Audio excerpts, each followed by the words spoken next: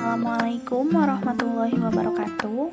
Nama saya Nanda Mirdayanti, jurusan Akuntansi Syariah kelas A semester 5. Video ini diajukan untuk memenuhi tugas mata kuliah Akuntansi Sektor Publik, dosen pengampu Ibu Haulah Nakhwatunisa, SEMSI.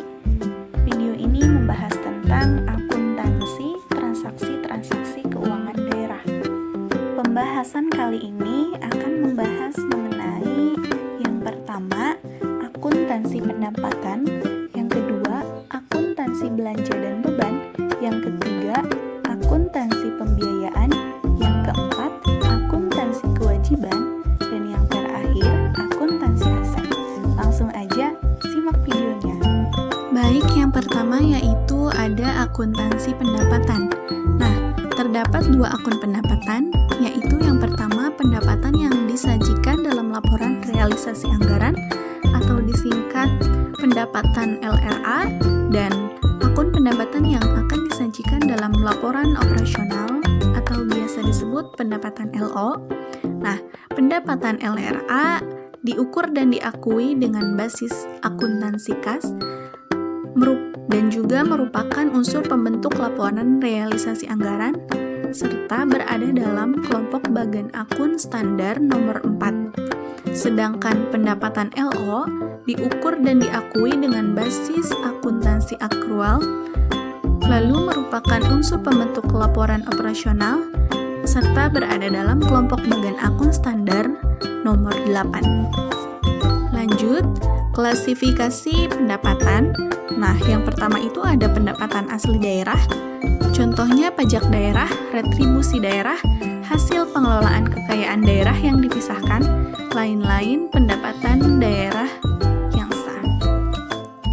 Nah, yang kedua ada pendapatan transfer. Contohnya pendapatan transfer pemerintah pusat, pendapatan transfer pemerintah lainnya, pendapatan transfer pemerintah daerah lainnya, dan bantuan keuangan. Lalu yang terakhir ada lain-lain pendapatan daerah yang sah. Contohnya pendapatan hibah, dana darurat, pendapatan lainnya.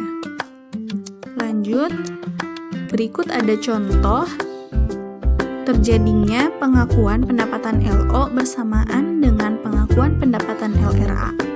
Asumsi pendapatan melalui bendahara penerimaan, yaitu bisa dilihat ya teman-teman, itu jurnal pengakuan pendapatan LO dan juga jurnal pengakuan pendapatan LRA-nya.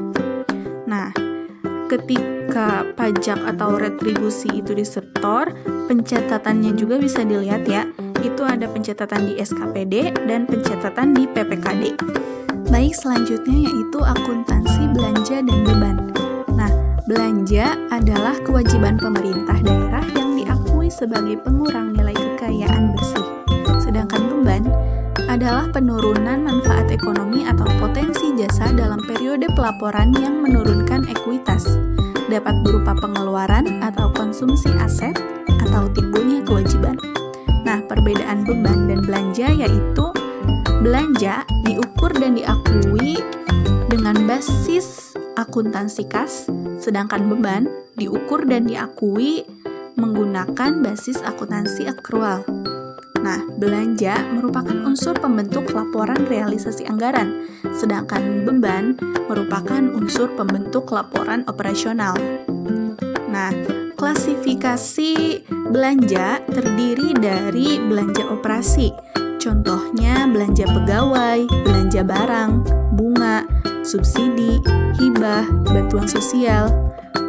Yang kedua, belanja modal, dan yang ketiga, belanja tak terduga. Sedangkan beban, yang pertama ada beban operasi, contohnya beban pegawai, beban barang, bunga, subsidi, hibah, bansos, beban penyusutan aset tetap, beban penyisihan piutang, dan beban lain-lain. Yang kedua ada beban transfer, beban bagi hasil pajak, beban bagi hasil pendapatan lainnya, beban transfer bantuan keuangan ke pemerintahan daerah lainnya, dan lain-lain. Yang ketiga beban non-operasional, contohnya defisit penjualan aset non-lancar, defisit penyelesaian kewajiban jangka panjang, dan lain-lain. Yang terakhir ada contoh beban yaitu beban luar biasa.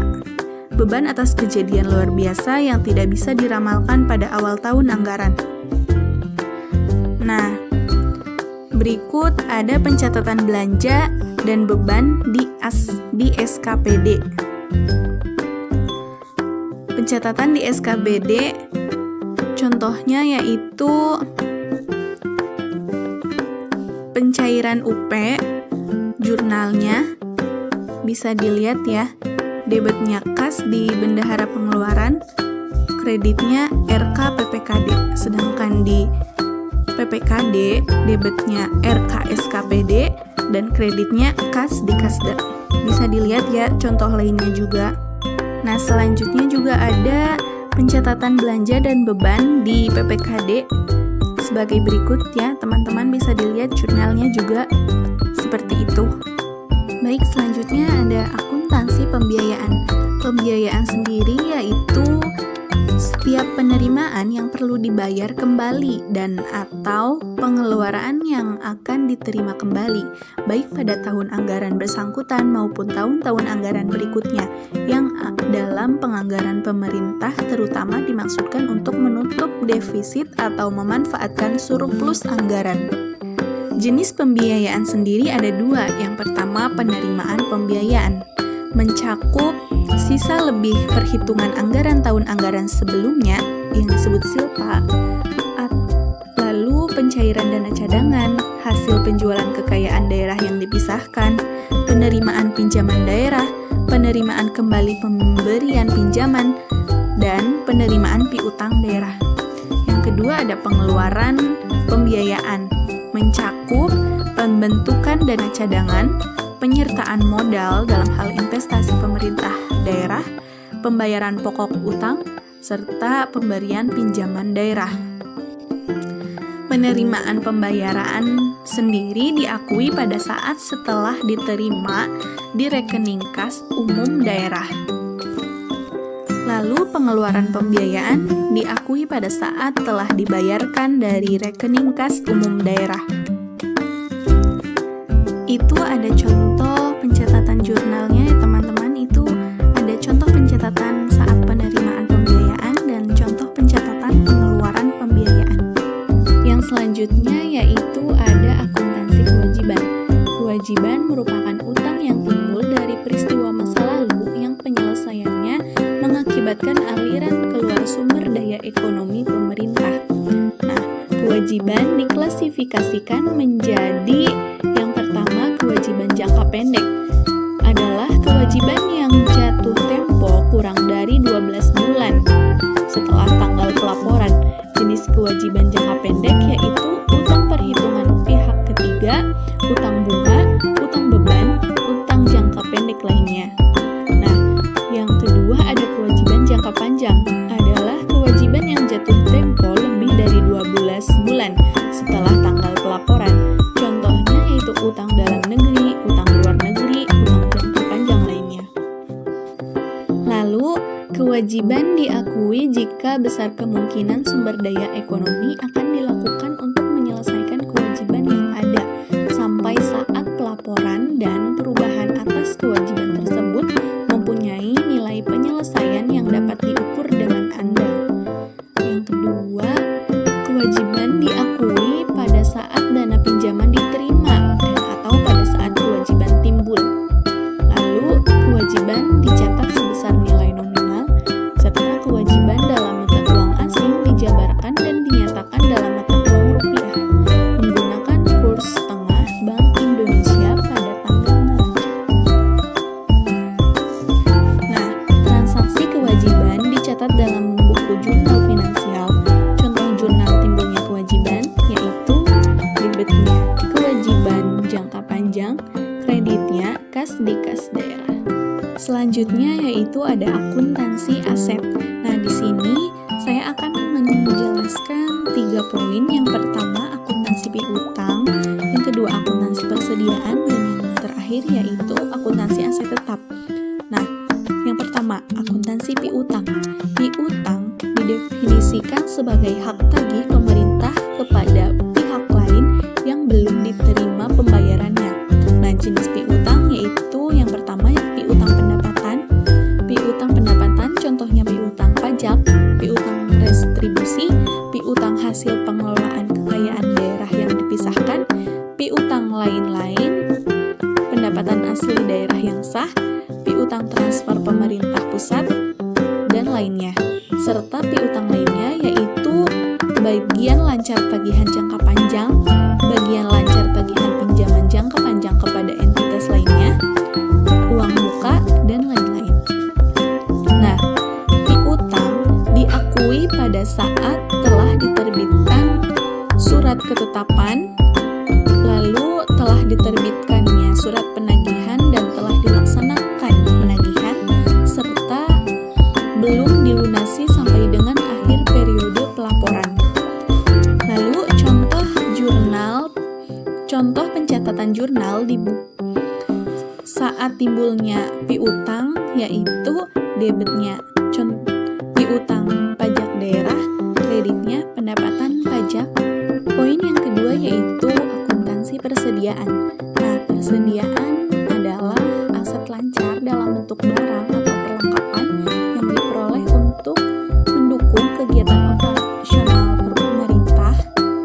Nah, persediaan terdiri dari persediaan bahan pakai habis, contohnya persediaan alat tulis kantor, persediaan dokumen atau administrasi tenda, persediaan bahan bakar minyak atau gas, dan lainnya. Yang kedua ada persediaan bahan atau material, contohnya persediaan bahan baku bangunan, persediaan bibit ternak, persediaan bahan obat-obatan, persediaan bahan kimia, dan lainnya. Serta persediaan barang lainnya, contohnya persediaan barang yang akan diberikan kepada pihak ketiga. Persediaan sendiri diakui pada saat yang pertama, potensi manfaat ekonomi masa depan diperoleh pemerintah dan mempunyai nilai atau biaya yang dapat diukur dengan andal. Dan yang kedua, diterima atau hak kepemilikannya dan atau kepenguasaannya berpindah. Lalu ada dua alternatif pendekatan yang dapat dilakukan terkait pengakuan persediaan ketika terjadi transaksi pembelian persediaan. Yang pertama yaitu pendekatan aset yang akan menimbulkan akun persediaan, lalu pendekatan beban yang akan menimbulkan akun pembelian. Pencatatan persediaan dapat dilakukan dengan dua metode. Yang pertama metode periodik, yaitu untuk jenis persediaan yang penggunaannya sulit diidentifikasi seperti ATK. Dan yang kedua, metode perpetual untuk jenis persediaan yang sifatnya kontinu dan membutuhkan kontrol yang besar seperti obat-obatan dan lainnya. Nah, berikut adalah perbedaan pencatatan dari kedua metode. Bisa dilihat ya, saat transaksi pembelian, saat pemakaian, dan penyesuaian di akhir periode. Untuk jurnalnya juga bisa dilihat. Lalu poin ketiga yaitu akuntansi aset tetap. Aset tetap didefinisikan sebagai aset berwujud yang mempunyai masa manfaat lebih dari 1 tahun untuk digunakan dalam kegiatan pemerintah atau dimanfaatkan oleh masyarakat umum. Nah, klasifikasi aset tetap yaitu tanah, peralatan dan mesin, gedung dan bangunan, jalan, irigasi, dan jaringan. Aset tetap lainnya, konstruksi dalam pengerjaan. Untuk pencatatan pembelian aset tetap sendiri bisa dilihat ya, contohnya yang itu pembelian mobil ambulans yang ditulis di laporan operasional, debitnya dan kreditnya bisa dilihat. Lalu ada yang kedua juga ada pembelian aset tetap mobil ambulan dalam jurnal anggaran, yaitu di laporan realisasi anggaran, debitnya dan kreditnya bisa dilihat ya. Nah, lalu ada 3 jenis metode penyusutan yang dipergunakan menurut peraturan pemerintah. Yang pertama ada garis lurus, straight line method, saldo menurun ganda, dan unit produksi. Lalu jurnal untuk pencatatan penyusutan di akhir tahun, yaitu debitnya, beban penyusutan, serta kreditnya akumulasi penyusutan. Terima kasih telah menonton dan menyimak